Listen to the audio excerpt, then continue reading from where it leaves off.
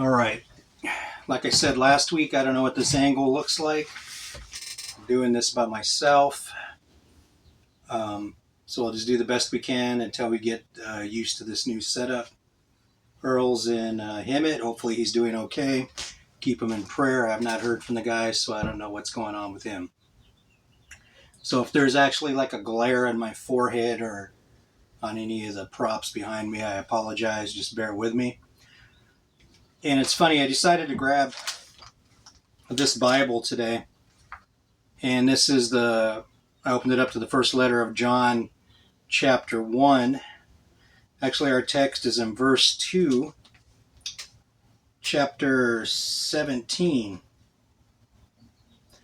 All right, actually, no, it is here. I thought this page was missing, as you can see, because many of the pages are missing in this Bible. But I have about probably a dozen Bibles. You just got to dig up some of the other study ones. I like this one because the print is very large, and I'm got these super powerful glasses now, so I actually should be able to see, so that's a good thing. You know, I spent like $600 on this pair, so just under. But that's what happens when your eyes are all jacked up. I guess I should ask Jesus to heal my eyes, right? Or maybe I should just stop complaining altogether. Let's go ahead and open with our text. And it's going to be in the first letter of John, chapter 2, verse 17. And it says here, "And the world and its desires are passing away. But those who do the will of God live forever." Now, this is a different translation. This is the New Oxford. But as I was reading out of the New King James before the King James, it says, "He that does the will of God abideth forever." But it's saying the same thing here. He that does the will of God lives forever. You know, Jesus said the Gentiles, inadvertently, literally, the Gentiles do what's right without even knowing that they're doing what's right. They just do it instinctively. They're doing the will of God. You know, in the garden, in Genesis 3, chapter 3, verse 14, when the devil came and he tempted Eve and said, "You won't die, for the day you eat of this tree, you'll be like God, knowing good from evil, knowing right from wrong. For all intents and purposes, you'll be God without God," right? That's what he told her. You'll be God. God's holding out on you. You'll be God without God. That's what was implied there when he enticed the woman to eat this fruit. You know, we say it was an apple, but it was probably a fig. I don't really know what it was. It was some kind of fruit, but it was from the tree of the knowledge of good and evil. And those of you that know the original language and know the scriptures are cringing right now. But guess what? I also know the scriptures, and I also know the context. It was not actually called the tree of good and evil. King James Version of the Bible, they wanted to make it a work of art. They wanted to make it very eloquent. With our Western mindset, when this book is written from an Eastern perspective, an Oriental perspective, Oriental mean Eastern, being Eastern, that's what it means. But it said the tree of function and the tree of dysfunction, meaning whatever God intended for that function to be, that was good. And whatever was a dysfunction, what he did not intend it to be, was not good. You see what he's saying here? So you could say, well, God knows my heart. He knows your heart is evil continually. Genesis 6:5. He looked down, and man's inclinations of his heart was evil continually. He was going to destroy them all. But Noah found grace in the eyes of the Lord. Jesus Christ had to come. Literally, God himself had to pitch a tent of human flesh and come as a man to redeem us back to God the Father, to redeem us back to our rightful position in this race of humanity, this diseased Adamic race after the fall. But he that doeth the will of God endureth forever. What is the will of God? Ask yourself that. What is the will of God? Is God concerned about whether or not you don't cuss, don't drink, don't smoke? There is so much more to Christianity than that nonsense and trash. So much more. Eternity's at stake. Souls are at stake. You know, you could have Marlboro on your breath and preach the gospel. And I'm not saying you should do that. I'm not saying that you need to be a smoker, a drunkard, or a cusser, or a brawler, or this or that. I'm not saying any of that. But if you are that, live for Jesus anyway. Live for God. And let Him make you into what He desires you to be. Look at all these stupid toys I have up here. Look at this nonsense.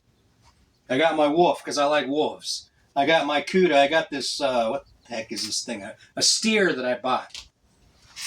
Some lady I thought was cool created these, so I bought it off her. Thought it would look cool in the trailer. It actually matches. Got my shark ready to bite my head off. Got my CUDA emblem. I don't know if you could see it. Somewhere in Time, Jane Seymour. I had a thing for Jane Seymour, for Joyce Penelope Wilhelmina Frankenberg. I had a thing for her when I was a kid. When I was a young man. Adolescence. I dug Jane Seymour. The movie Somewhere in Time, Christopher Reeve, Superman. Superman 2, awesome movie. I grew up on that. You know, everybody else likes Star Wars. That's cool. I mean, a lot of my good friends, my brothers in the Lord and close friends, they like Star Wars. I never got into Star Wars. I liked it. I liked the movie when I went to see it. Thought it was cool. Cool. Thought the stormtroopers looked cool. Darth Vader looked cool. Luke Skywalker was okay. I mean, he was the hero, so I'm rooting for him. But I never got all into that. I was into Rocky, into First Blood, into Somewhere in Time that no one else ever heard of, unless you're a romantic. Or unless you're a woman that's into love stories. I grew up on Eddie and the Cruisers. That's one of the first things Brother McLean and I had in common. Eddie and the Cruisers. We're hanging out. One of the first few times we're hanging out, he comes blasting On the Dark Side in his red truck. I said, dude, you're listening to On the Dark Side, Eddie and the Cruisers. And he's like, you know what that is? I go, of course I know what that is. It's one of my favorite movies. The reason I got into Eddie and the Cruisers, by the way, I don't mean to take this little side trail here, but I'll let you know why. My Uncle Frank, he gave my grandmother this VCR tape.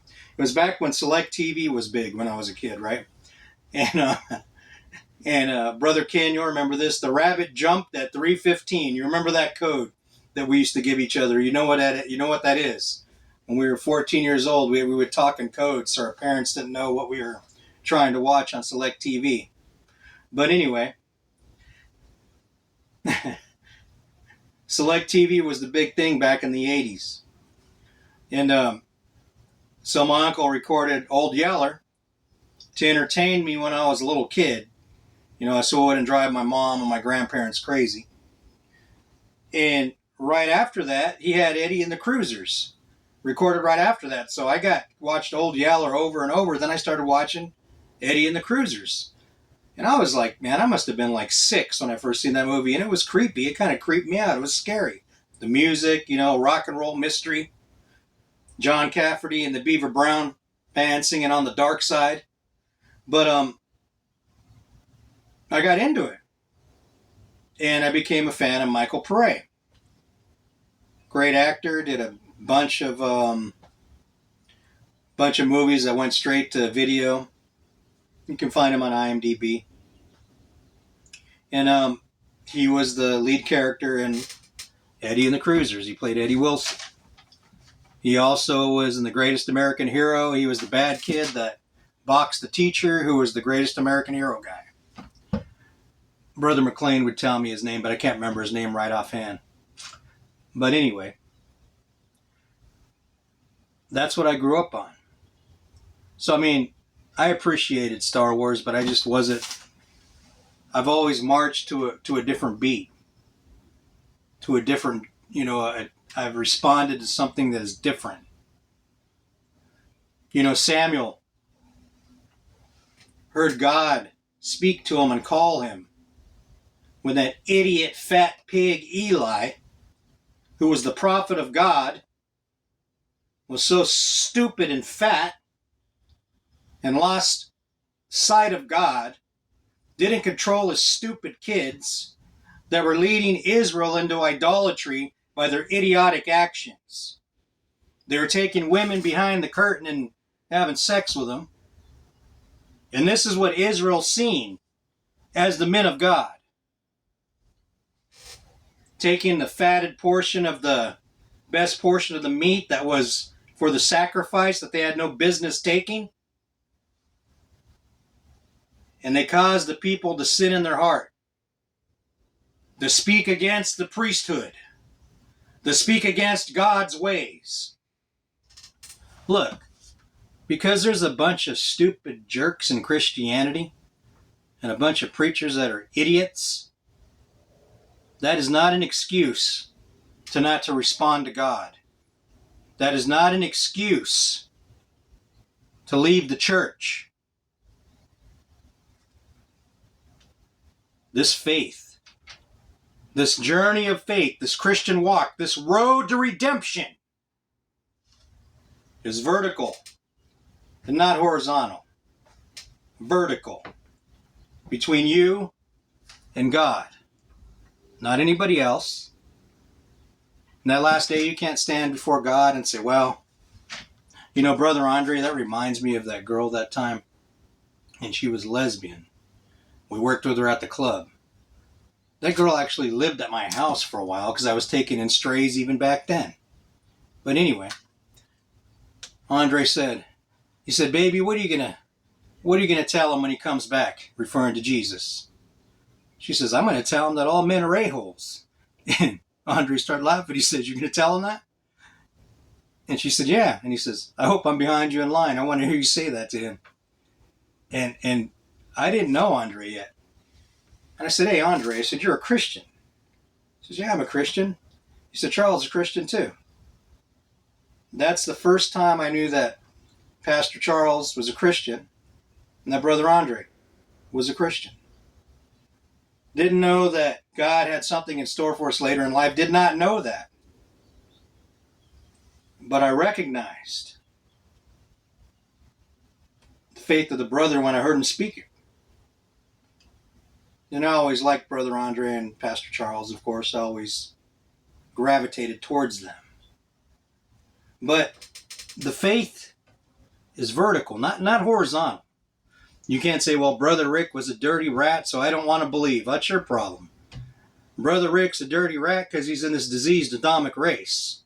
Brother Rick, myself, like you, has to respond to Jesus on a daily basis or I'll get knocked off my high horse and God will deal with me. I would never, ever intentionally lead someone astray. But I'm a human being. And as I've told you before, I will disappoint you. But the Bible again tells us, promises us, shows us right here in this text that I thought was missing from this Bible, but it was not missing from this Bible. I'm just still blind. He that doeth the will of God endureth forever. It doesn't matter how big, doesn't matter how small, if you do the will of God. Do the will of God. You say, well, Brother Rick, I don't know what the will of God is. Start with the red letters. Start with the basics.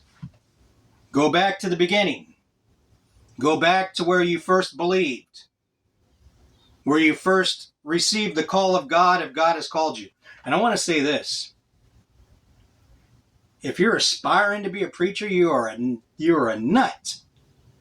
Crazy person, out of your mind, if God's not calling you.